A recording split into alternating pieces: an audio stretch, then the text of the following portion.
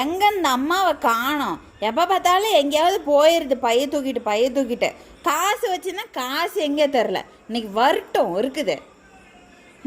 இன்னும் காணோம். இன்னும் அங்கே வருது பைய தூக்கிட்டு.